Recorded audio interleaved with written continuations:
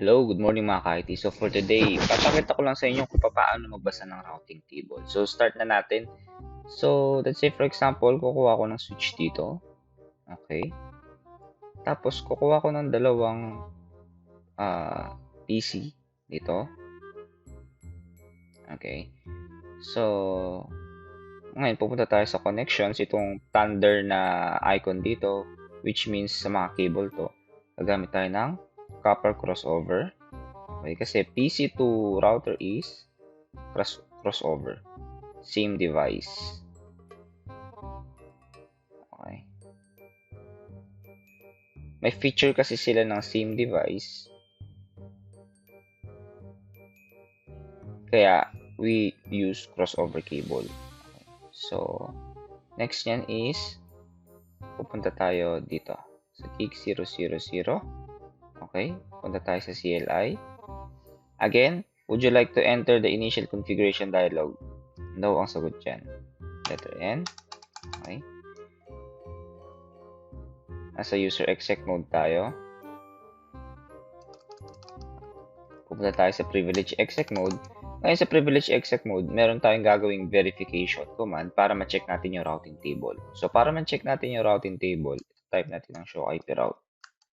So, mapapansin nyo wala. Okay. Bakit wala? Kasi, first is nakapatay yung mga interfaces natin. Si gig 00, at si gig 001. Okay. Second is dahil walang IP address na naka-configure sa kanila. So, maglalagay tayo ng IP address sa kanila. O, Pinoy IT Guy, para saan ba ang routing table? Okay. Ganun din sa diniscuss ko sa mga TikTok live natin. Ang routing table, isipin nyo para siyang map ni router. Kapag meron tayong gustong ibigay kay router o may na-receive si router at kailangan niyang isend ito sa particular destination, ang tinitingnan niya yung routing table. So, for this setup right now, wala siyang kaalam-alam. Okay? So, paano tayo maglalagay ng mga information sa mapa niya or sa routing table niya? So, kailangan mag-configure tayo ng IP address. So, punta tayo sa global config. Punta tayo sa interface gig 000. Okay? I-setapan ko lang yung topology nito para hindi kayo malito Balikan ko kayo mga ka-IT. Hello mga ka-IT. So, ayan na. Nasetapan na natin sila. So, may dalawa tayong parang area. Isang Ilocos area at isang Cagayan. Mga ka-IT, lagi nyo tatandaan. Isang interface ng router or isang cable ng router is equivalent to one network. One location, one area, kung nalilito kayo sa network. Okay, isipin niyo naka-assign yung isang network sa isang particular area or let's say for example ito sa isang location.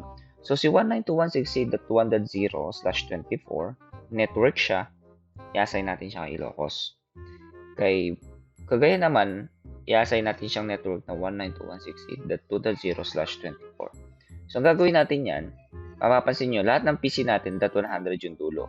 So, kay PC1, 192.168.1.100 and si PC2 is 192.168.2.100. Okay.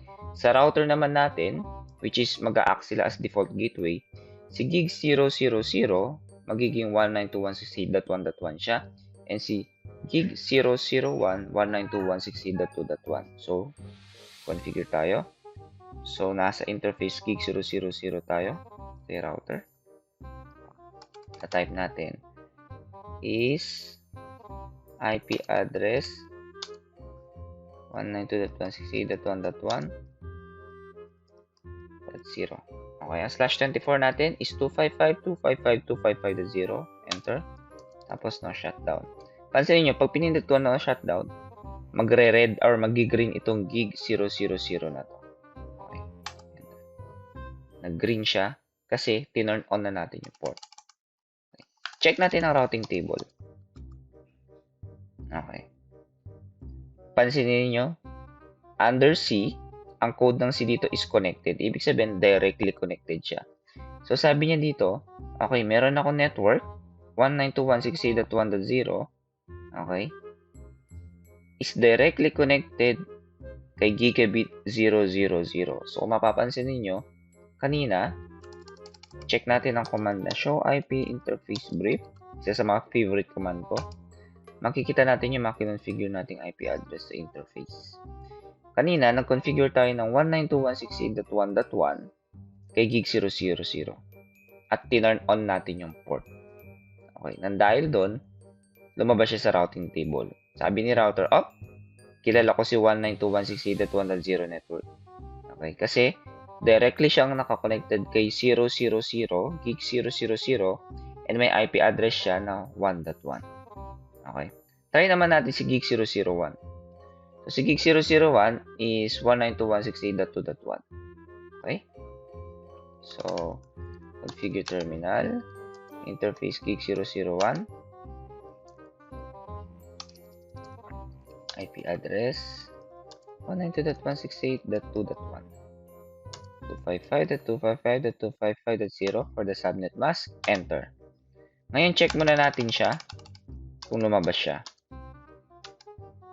Pansinin nyo, wala. Nag-configure na tayo ng IP address pero wala. Bakit?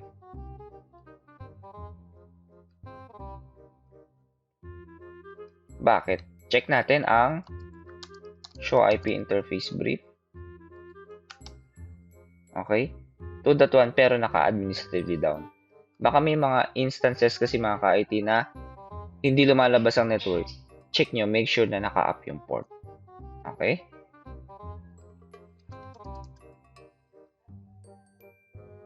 So, para lumabas siya, tatype natin ang no shutdown.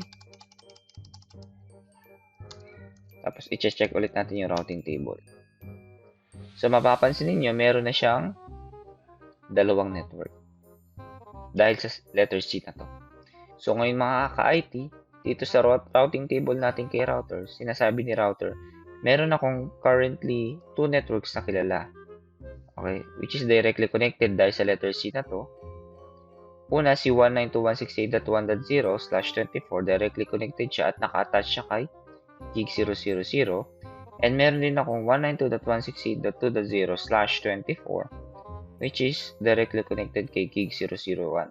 Okay, guys, tip lang, shortcut. Kung gusto niyo makita ang routing table na directly connected lang, ang ginagawa ko is do show IP route connected or letter C.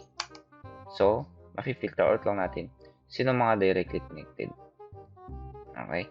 So, ayun mga ka-IT, very basic setup lang and paano magbasa ng routing table.